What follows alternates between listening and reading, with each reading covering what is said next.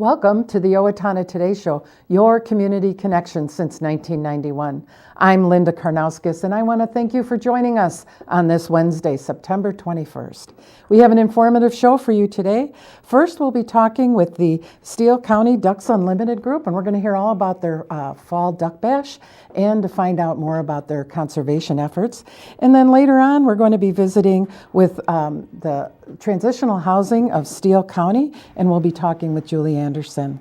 Owatonna Today welcomes your comments and suggestions regarding show topics and guests. You can do so by emailing us at owatonnatoday@charter.net or by contacting our show's producer, Leanne Alt, at 390-5751. Leanne would love to hear from you. We will take a short break to hear a word from our sponsors, and then we'll be right back with the Steele County Ducks Unlimited organization, so please stay with us. United Way of Steele County has kicked off the 2016 campaign. This year's corporate campaign leader is Go for Sport. Our goal is $700,000. Be part of the change you want to see in the community. Give, advocate, volunteer, live united. Hi, I'm Brenda with the Mortgage Office of Brenda Bednar, aligned with American Mortgage and Equity Consultants, where closings feel right from the beginning. I'm a proud supporter of the Owatonna Today Show. Owatonna Public Utilities, real people, real reliable, real progress. Making life a little easier day after day, taking pride in our community, listening to what you say, a voice you can talk to. We're growing with you in mind in everything we do. Owatonna Public Utilities. Greetings from the Steele County Historical Society. We invite you to visit us and enjoy your county's history at the History Center and Village of Yesteryear. Check our website for current exhibits and monthly programs. Welcome back to the Owatonna Today Show, your community connection. And I'm here talking with Brett Carlson over here, and then we have Eric Thronson to my right. And we're here from the Steele County Ducks Unlimited, and we're going to talk about many things. Eric, why don't you tell a little bit about yourself and your involvement? Sure. Thank you, Linda, and thank you for having us. As you stated, I'm a committee member for Ducks Unlimited of Steele County, trying to help put on a quality banquet and raise as many funds as we can for conservation of wetlands. My involvement in that has gone on for the last 3 years, and otherwise I work professionally at United Prairie Bank as an investment advisor and planner for folks, and so this is a good way, something that matters to me. I still, in fact, inherited and still own a Mossberg 500 12-gauge shotgun that my father actually won over 35 years ago at a Ducks Unlimited banquet. Okay. So, Brett, why don't you share a little bit about yourself and your involvement? Good morning, Linda. Thank you for having us. Good morning. I'm Brett Carlson. I've been with Steele County Ducks Unlimited for about 8 years now. I'm the man behind the scene, the Wizard of Oz, so to speak. I stay behind the curtain and just make sure things move smoothly. I work at the Mayo Clinic in cancer research, and wetland conservation is just, the environment has gone south a little bit, and I want to do what I can as a layperson to promote conservation. Mm-hmm. Now, Steele County Ducks Unlimited focuses more in the county and surrounding area. However, what is Ducks Unlimited? It's so many things. Would you share, Eric, a little bit? What is Ducks Unlimited in general? sure, it's a very good question, because what Ducks Unlimited stands for is wetland conservation. Mm-hmm. And that's not just beneficial to all the waterfowl, but it's also a positive impact on all the different animals that count on wetlands, from all your waterfowl, but all of your white-tailed deer, any of the other, all the wild animals, that everybody needs water. We need water more than anything. So it's about trying to clean up and restore these wetlands and create a habitat that is positive for the development and growth of the population of all kinds of waterfowl, from the beautiful swans that people just love to see, and to the ducks that are so unique in every way, all the different species of ducks, and it also it helps the hunters that enjoy as a family activity and going out and trying to harvest a few ducks every year. So duck hunting is that, and it's part of that, but also is duck hunting promoted as part of the management of the wetlands? Well, it is in the sense that there is no one besides farmers and hunters that donate more money directly to the preservation of wetlands through Ducks Unlimited. We partner with different agencies for the state of Minnesota and federally abroad, but basically it's every chapter is based in a county or two, and what we try to do is make sure that the hunters know. I mean, there's a great opportunity at our Ducks Bash this fall to come in and possibly win a rifle or a shotgun or even a few pistols and then all sorts of other fishing gear and because that all matters when you talk about wetlands. It's the fish that are in the water just as easily as the ducks flying over and landing on it. So that's what we try to promote. And you're big with education as well, correct?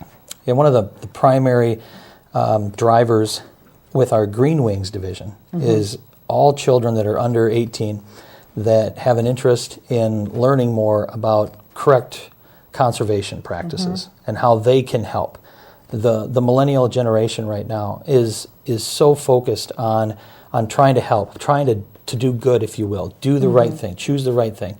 And this is one of those areas where we've seen growth. We've seen more and more young girls and boys that really enjoy going out there and seeing a positive, what their positive influence can do. They're involved in the fundraising, and then we try to educate them on gun safety so that when they go hunting with their families, that they understand the proper ways to handle a gun and make sure that they're being safe for the family. That's great. Now, I wanted to also shed light on, there's a lot of ducks in the world, and as the wetlands get better, the numbers go up. So, and when I say it's a form of management, how is that reported every year so that you know what you can go out and hunt?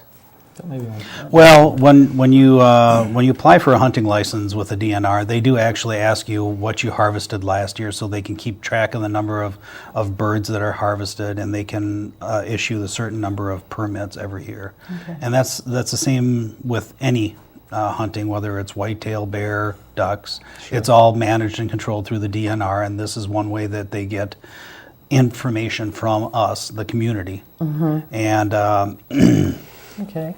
Now, the total amount of ducks are in the state or the land that's been preserved is what numbers? It's phenomenal. At this point, there has been, in 2015, there was 33,000 acres restored at a total cost of about just a little over $6 million. And that's in Minnesota alone. Just that's in not Minnesota, nationwide, that's in Minnesota. Right, so that, and we've got a breakdown here on what the per county, how many acres were restored, but it comes out to about $180, just a little over $180 per acre. So that's where it's important, the breakdown, the pass-through as they call it, because Ducks Unlimited is a 501c3, we're a nonprofit organization. And it's a charitable donation whenever you make a contribution or a sponsor or whatnot. And so that's where the pass-through is actually 85 cents out of every dollar goes directly to preservation. There is about 82 cents, 82 cents goes all the way through. 15 cents per dollar goes to the fundraising activities themselves, the cost of raising all the money. There's only 3 cents, Linda, just 3 cents that goes to administration. Wow. And we're proud of that level of efficiency. Well, great. Well, now that we have a better understanding of Ducks Unlimited, Eric, why don't you lead us into some of those breakdowns per county and then about the Duck Bash coming up. Awesome, go ahead. What we're looking at is the breakdowns per county. In Steele County alone, we preserved over 1,024 acres. Okay. And that's geographically, there are certain counties, of course, that do not have as much wetlands as others. So, for example, when you go to our neighbors to the west, Waseca County was 3,563 acres that were preserved. And then when you look down into Freeborn County was over 9,000 acres that were preserved. And then, Linda, up in Faribault County, there was 1,440 acres. And so it's a task. It really is. But you do a lot of good out there. Yeah, and it is. And so our Duck Bash, okay, this is our big fall banquet. We're fortunate enough to have partnered with Ritchie Brothers Auctions, and we use their facility out there on the north side of Owatonna, west side of I-35. And it is on October 6th, and the Duck Bash begins at 5 o'clock. Doors are open at 5. We encourage people, if they already have a ticket or if they need a ticket, to get a hold of Bob Hain. Go to mn.ducks.org, and that's our Minnesota site, and then you can look for our Steele County chapter. It is the cost for a couple, a lot of husband and wives go, $55 for a couple, $40 for a single, $20 for a green wing. Okay, and I don't know, I think personally the best part of the whole evening, besides the gun giveaways and all the camaraderie and watching the kids light up when they have success at the games, is that Tori's is the one that caters. And so you know that the food is going to be fantastic, and they begin serving at 6 o'clock, and it usually goes till about 8:30, 9 o'clock. No, it's later than that. It's usually around 9:30. We try and get them home in time for bed for school the next day. So, Brett, what will they find when they come out as far as, will there be entertainment? There's entertainment in the fact that we have a lot of things going on. There's no actual entertainer out there, but there's a lot of things to look at and see. We have a number of silent bid auctions, and they keep coming in. Those get pulled periodically throughout the evening in thirds, starting at around 8 o'clock. We have usually 3 live auction items. I see. But most of them are walk-around raffles. These are going to be on our silent bid auction. We got a nice donation from Buffalo Wild Wings in Owatonna here, including an extra large basket of wings, boneless or bone-in. And we actually got a nice donation once again from Chanhassen Dinner Theater. Sure. And that's in Chanhassen, Minnesota. That's a $175 value. So these things all come in, and they help us generate the money that we require in order to make these projects happen and better our environment. And how many people did you have turn out last year? We had a little over 300, and I think a little over 300. I believe the actual number was 305. Okay. We're hoping to top 325 today, or this year, so we're hoping that people will come out. One thing to maybe drive in, if you're thirsty, we do have a $10 cup of beer that you can buy, and that is bottomless. Wow. So, And then also we want to touch on really quick, because we've got to wrap up. If you do win a gun, there's who's there to check you out? We have a federal firearms, an FFL, a licensed federal firearms dealer that you need to do the check, and it gets called in, and we do the check before you leave the premises with any weapon. And when is the event again? October 6th. Okay, great. At 5 o'clock. Check the website. Ritchie Brothers Auction Site. Be there. Continued success. Thank you so much for having us. Thank you so much for Glad having to us. have you. We will take a short break to hear a word from our sponsors, and then we'll be right back. So please stay with us.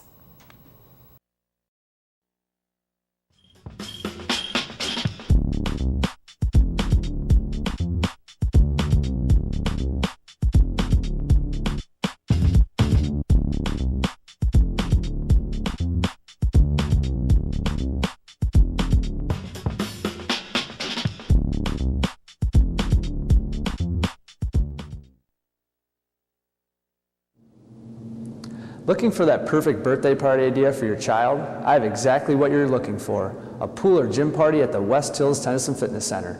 Hi, this is Brad. Contact me today at 774-7102 to schedule the party every child will love. Birthday party packages are available year-round. West Hills Tennis and Fitness Center, encouraging and promoting a healthy lifestyle. Hello, I'm Glenn Mager. And I'm Michael Mager with the Brick Mager Funeral Home and the Medford Funeral Home. At Brickmaker, we are privileged to have served the families of Steele County community for 118 years. Whether you choose traditional burial or cremation, we promise the tribute your loved one deserves with the peace of mind that you require. We are proud to be part of the Owatonna Today Show. Hi, this is Barry Gillespie, president of ERA Gillespie Real Estate, where our pledge is to save you money, save you time, and simplify your life. And we're proud supporters of the Owatonna Today Show. Hi, I'm Betsy Linger from the Owatonna Foundation. Your generosity has made Owatonna a better place to live by benefiting our community, the arts, recreation, and education. Please consider a donation today. The Owatonna Foundation is a proud sponsor of the Owatonna Today Show.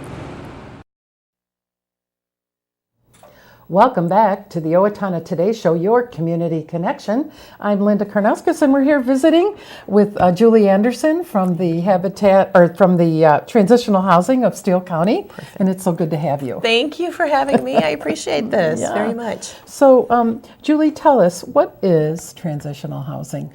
Well, Transitional Housing is an interfaith group that works together to put people in housing who are homeless, works with them to partner on becoming self-sufficient, and we also work with families and individuals on a program called eviction prevention, which prevents homelessness in its tracks. Okay.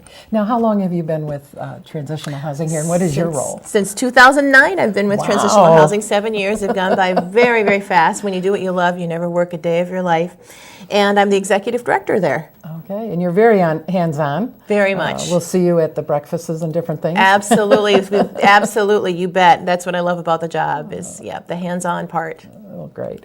Now, you're talking about transitional housing. Can you take us through some of the facts about the history and things Absolutely, like that? Absolutely. Transitional housing actually began in the year 2000 when a number of concerned citizens came together, many of them clergy, and said, we have an influx of homelessness in our community. People are coming from other communities in some cases, but in most cases, people who had grown up in Steele County were becoming homeless. And some of that had to do with the economy, and some of that had to do with other triggers. But many were becoming homeless with children and needed a sanctuary. So the churches came together and other concerned citizens and said, how do we address this issue? Mm-hmm. And beyond emergency housing, the thought was that we need to address it from a fundamental perspective, looking at the fundamental root causes of homelessness and addressing them, and helping people to become self-sufficient. So yes, addressing that initial crisis of homelessness, helping people find apartments, helping them with their first month's rent and damage deposit, and then helping them with a rent subsidy, but going further than that and providing case management so that people would not cycle back into homelessness. And what are some of the facts about homelessness? Well, one of the things that's quite overwhelming about homelessness is that it's often undetected. So when you see somebody on the street and they're homeless, that's one type of homelessness, that chronic type of homelessness, or the man under the bridge, the proverbial man under the bridge. But very often homelessness is hidden. So it's women with children, men with children, people who are experiencing a number of challenges that were unexpected, everything from losing a job to a divorce to domestic violence, which is one of the leading causes of homelessness. This is what we're seeing in our community. And people are often doing what we call couch hopping, so they're going from home to home to home, wherever they can find a night's stay, and just going from one night to the next. So it's a very unrelenting, chaotic kind of experience, very traumatic for children. And what we're finding is that it often goes undetected. Wow. Because people won't talk about it? That's they're right. ashamed? They're ashamed of it. They're afraid, and so they'll tell their children, don't tell your teacher that you're homeless. We don't want anybody coming in and taking you away, the government intervening and taking you away, that kind of thing. So there's a lot of shame involved. A lot of times people are afraid that their children will be taken away from them. So what we need to do is address this from multiple perspectives, and one is to try to reduce that stigma and reassure people that, the goal is to help your family. And our agency does that first rate by helping not only with first month's rent and damage deposit, but once people come in and helping with that rent subsidy is important too. We help them to secure beyond the funding, We help them to secure that stability. We help them to access the other resources that they need, counseling, for example, other types of interventions so that they can stabilize. And then we work with them on budgeting, and we work with them on goal setting as well. So they're living from one paycheck to paycheck. Absolutely. And that paycheck just doesn't come. Absolutely. You have a program that can help them. Absolutely. And we do require that people work or go to school. If they're not able to work or go to school, we require that they volunteer. But we do work with them on that rent subsidy, so that can help them alleviate that stress as they become stable. We work with them on budgeting so that once our program is no longer subsidizing a portion of their rent, they are able to continue to pay their portion of the rent and beyond as they go forward. So they are able to stabilize where they are. Okay, so would that be part of the eviction prevention program? The second program, exactly, is called Okay. eviction prevention. So in the first case with Transitional Housing Program, we help people get into an apartment, people who are homeless. We cover their first month's rent, damage deposit, and then we pay for a portion of their rent according to income for a period of up to 2 years. And then that person will also pay for a portion of their rent every month, a little bit more, graduating until they are done. And then they continue to pay their rent on their lease. And the lease is between the tenant and the landlord.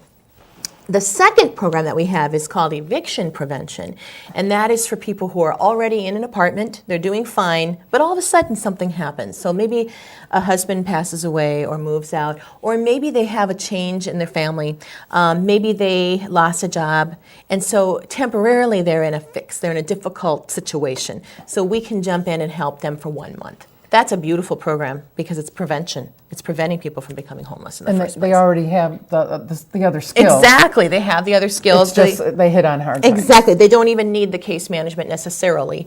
They just fell on hard times for 1 month, and we just are there to help them get over that 1 month situation, and then they're able to stabilize. And that way, they're really not in a situation where they're in crisis anymore, and they don't cycle into homelessness. So we just help them get over that one-time event so it doesn't snowball into homelessness. And with the winter approaching, this is important. This is important items to understand if you're on the brink or need that help. Absolutely. Ask. Absolutely, right? yes. Let's talk a little bit about your program guidelines. Yes, absolutely, absolutely.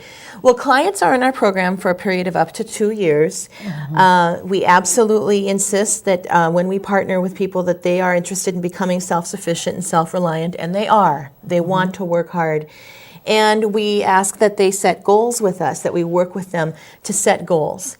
And we also work with them to form a positive relationship with their landlord. So they need to be willing to work with their landlords, and they need to be willing to participate in a 6-month follow-up. So once they exit the program, they need to be willing to work with us and partner with us so that we can make sure that they're on their feet and that they're doing all right. It sounds like it's also a confidence builder to Absolutely. get them to carry on out there. Absolutely. It's okay. So if you have to start over, it's okay. It's okay to start over. You just got to want to do it. Absolutely. And we've seen tremendous outcomes. We have people who've graduated from our program who are RNs, social workers, probation officers, and they used to be living in their car. And I have to tell you, there's nothing more rewarding than being a guest in someone's home when, a year earlier they were living in their car. Yeah. There's just nothing more rewarding And when than you that. hear some of these testimonials at the breakfasts and different things, it does bring tears to your eyes. Absolutely. Joy, actually. Absolutely. And we Joy. hear those stories every day. I can't believe it's amazing. Okay. Absolutely amazing. And what's some of the client eligibility? Well, we just, in the first case scenario, so when we talk about the transitional housing program, people must be homeless at the time of the intake. So they must not have enough money to cover their first month's rent and damage deposit. They do need to qualify as being homeless. And in the case of eviction prevention, they need to have an eviction notice that explains that they need to be out by a certain time. Sometimes we can also substitute that for a phone call with the landlord, but they need to show that they are actually at risk for becoming evicted. And then we do ask that they attempt to call other agencies as well and try to access support in multiple ways so that we can help bring them to a zero balance. So basically, it's a pretty flexible situation, but we do need to make sure that people do qualify for our services before we can serve them. And how are you funded? We are funded by a number of agencies. The federal government does subsidize some of our program, does fund some of our program. We are so pleased to receive a grant from the Office on Violence Against Women to help those who are fleeing domestic violence. I should add, men and women are included in that grant. And we partner with the Crisis Resource Center here in Steele County to serve individuals who are needing counseling and also case management and rent subsidy. We also partner with the United Way, and I must emphasize that the United Way of Steele County has been a wonderful partner of our agency since the year 2000. We could not do it without them. And so I want to encourage people to support the United Way. That partnership has been phenomenal. If we had not partnered with United Way, we would not be able to live out our mission. We're able to focus on our mission because United Way is there to help us with that funding, and we couldn't do it without them. And then, of course, we do receive a grant from the Otto Bremer Foundation and several corporations in our community, including Gopher, Federated, and many, many, many others. It really does take a village and a lot of generous hearts, doesn't it? Absolutely. Our churches as well. I mean, it's just, it goes on and on, many generous hearts. And if you think that you may need one of these services, where can they call you? Give us a call at 446-9315. Again, 507-446-9315. And you have a website? We do have a website as well. And so, yeah, Google Steele County Transitional Housing, and you'll find a number of links that can help you. Thank you so much for having me on. We will take a short break to hear a word from our sponsors, and then we'll be right back, so please stay with us. Amy Swain Hearing Centers is a proud sponsor of the Owatonna Today Show. I'm Dr. Amy Swain, and I want everyone to hear better.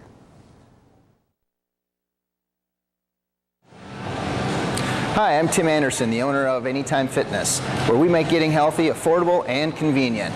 Anytime Fitness is a proud sponsor of the Owatonna Today Show. Welcome back to the Owatonna Today Show, your community connection. And now it's that time in our program when we read the community announcements. The Steele County Historical Society announces its third History Uncorked on Thursday, September 15th at 7 p.m. The farmer, the wife, the neighbor will walk us through the first murder trial ever held in Steele County.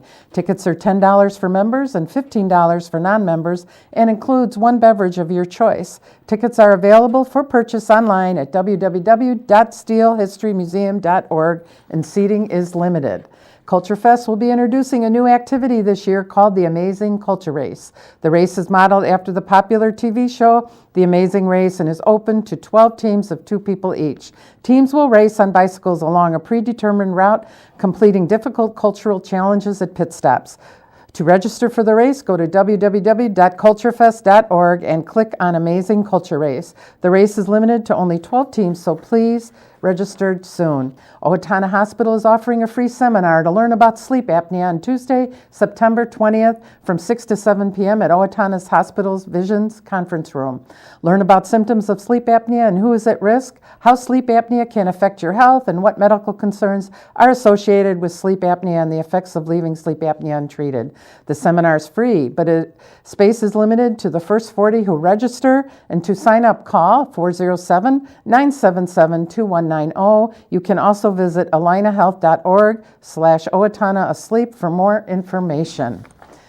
The Steele County Historical Society will welcome former Congressman and current Southern Minnesota Initiative Foundation President and CEO Tim Penny for the presentation, The Story Behind the Photo, on Thursday, September 22nd at 7 p.m. Tim will share numerous photos taken during his time representing Southern Minnesota in Congress from 1982 through 94. Admission to the lecture is free for Steele County Historical Society and $2 for non-members. Well, that's all we have for you today, and we hope you will join us on Friday as we'll be visiting with the Habitat for Humanity, and we'll also be visiting with the History Center about her story. So you'll want to stay tuned with us for Friday. Until then, have a nice day.